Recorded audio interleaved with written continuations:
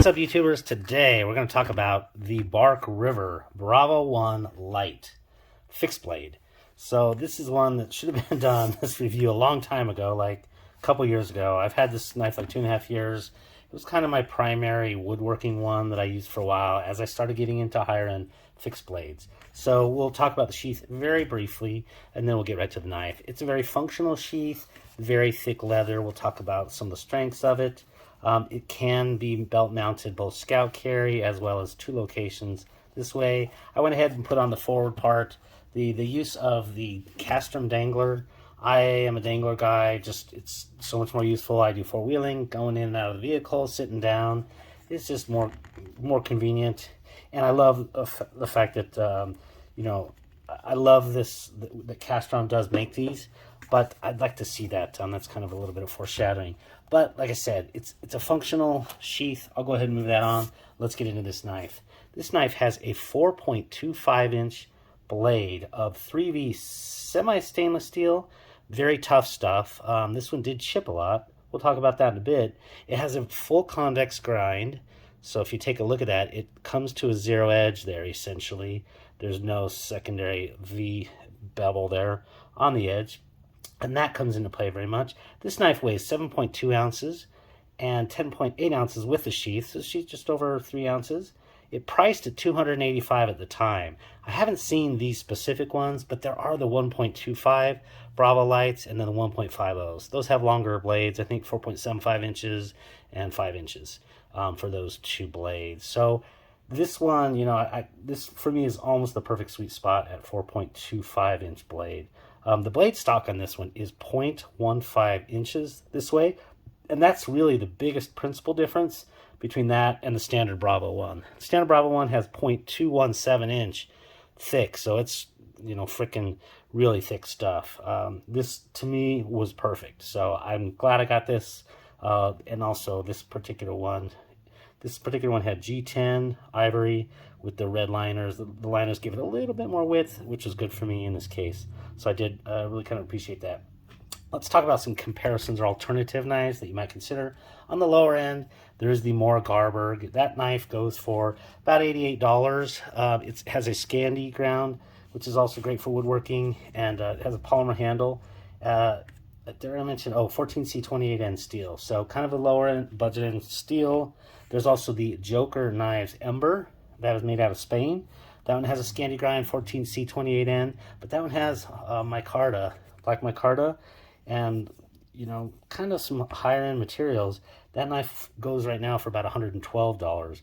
So you're talking about $285 versus, you know, the $100 realm.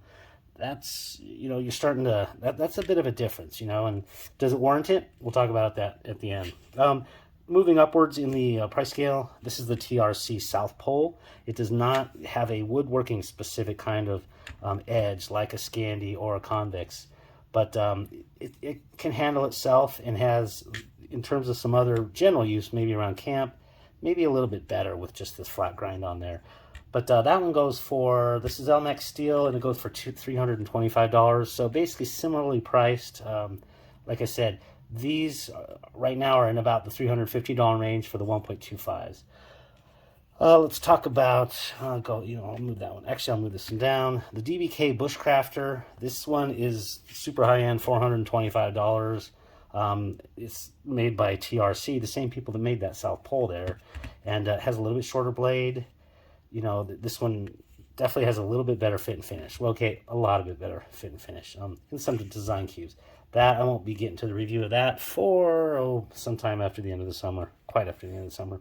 And then lastly, we have the Bark River Bushcrafter 2. So this I had been waiting for, thanks to Chuck Nunface. He pointed out that these were back in stock, and they are back in stock. It has a little bit longer blade, just by 1/4 inch, so it's 4.5 inches.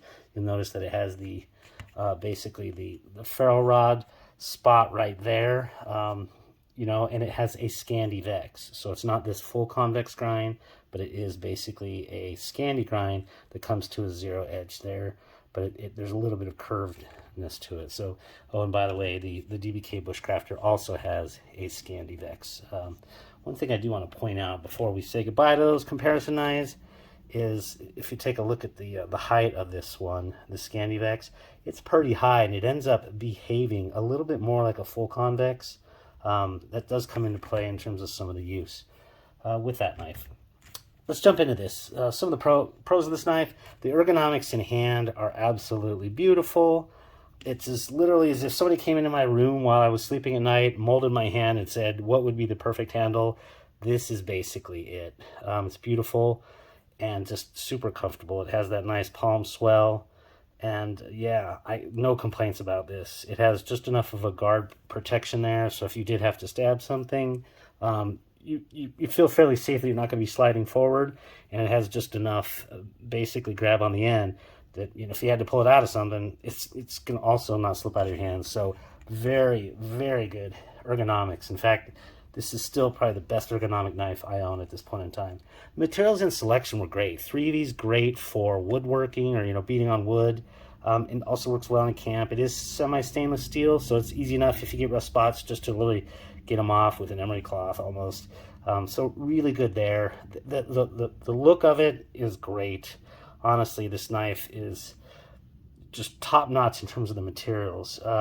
So I can't really complain about that. And they even match this one, you know. They have so many different selections and choices for handle material. For me, the ivory G10 was perfect, and the fact that they kind of chose the aluminum pins, like I said, I think just made for a great choice and match. The full convex grind choice is excellent. It can do hunting tasks, it can do food, it can do woodworking. It just bites into wood so beautifully. It's really easy to sharpen, so I really, really love this full convex grind. I can't say enough good about a full convex grind and how much I love it. I didn't really know a whole lot about it until about 2-3 years ago. So that was a great thing. And the thick leather sheath we talked about, it's very, very, you know, thick and has good retention. Like I said, I really kind of, it works well. It's not perfect, and, you know, but I think it is actually a strength of this, especially just given the fact that it's nice, so nice and thick. I think that's going to last ages, ages and ages. So really good sheath in the multiple belt mounting capability. So on the con side, unfortunately, let's see if I can get that. Yeah, you can see it right there. This grind was uneven. You can see there's a lot more material sloughed off on that side than this side. So you end up with, unfortunately, just an uneven grind. And that was a disappointment for me. Did it affect the performance in large part? No. It's just kind of a bummer because in order to actually go ahead and get that thing centered, I'm going to lose a little bit of edge on there. So I've been torn between sending it back to get it corrected, knowing I'm going to lose some of that edge, and just saying, you know what, just live with it, uneven. And that's kind of what I've done. I've just chosen not to, and I'm just going to go ahead and sharpen this guy on my own. Either the blade was burned while it was being ground, or it was just too soft of a heat treat. You can see a lot of chips on that edge there, and deflections, and it drops up to a functional capability, but definitely I was just a little bit bummed. Yeah, you can definitely see those right there, and that I was just a little bit disappointed. Was it terrible? No, because it was always functional. It has these tiny little chips and deflections that you can't just drop out. I'm just going to have to go through a full sharpening on that one. So that I felt was a little bit soft. And honestly, comparing that to another knife that I'd used for about 2.5 years, essentially dedicated, the Moore Garber did not, with maybe equivalent or more use, beating it through wood and so forth, suffer such fate. So 14C28N won over this 3V steel. Kind of a disappointment there. You know, I think you get some mixed results sometimes with manufacturers, and unfortunately in this case, I think I did. And lastly, I really do want a dangler. I just, you know, you're talking about these higher price ranges. I don't mind if they add 10, 15 bucks to the price of it. Give me something so that I can go ahead and use the dangler and have a third mounting position for vertical. It's just there's enough usefulness for that, especially for if you're camping and not necessarily just wanting it tight to your hip, maybe for hunting. You know, we don't mind it kind of banging around loosely. So for me, I don't mind 10, 15 bucks, whatever the price is. Add that little bit more. You're on a higher end knife anyway. Your higher end knives are coming with those danglers. So that's the last kind of con that I can find about fine with this. Overall, what would I say? This is a very beautiful and functional woodcrafting and hunting capable knife. Super comfortable in hand, very beautiful to look at. Like I said, great choice of materials and everything. But unfortunately, I just think that I wish that the fine details had been done right so that I could, basically say this is perfect as is, or as perfect as it can be for this price range. And without me having to send it in for correction. I know I could send it in for correction, but I guess the point is I shouldn't have to. And it unfortunately leaves me in a state of a little bit of a meh on this knife. Like I said, I still love it in hand. It's still functionally useful. And I think I'll probably like it better once I get it resharpened too and used. Jump after that. But overall, I just think, unfortunately, it left me more with a state of hope than triumph necessarily. And for my what would be about $325 now for one of these, there may be better alternatives. That being said, I gave Bark River another chance with this bushcrafter, and I can say that they nailed the grind and everything about it. Also, no chips, and I used it on my first 2 trips. So look forward to that one in the future, as well as the DBK Bushcrafter and the South Pole. So I hope this was of use, if not interesting, and I do appreciate a like and subscribe if it was. Have a great day. Take care.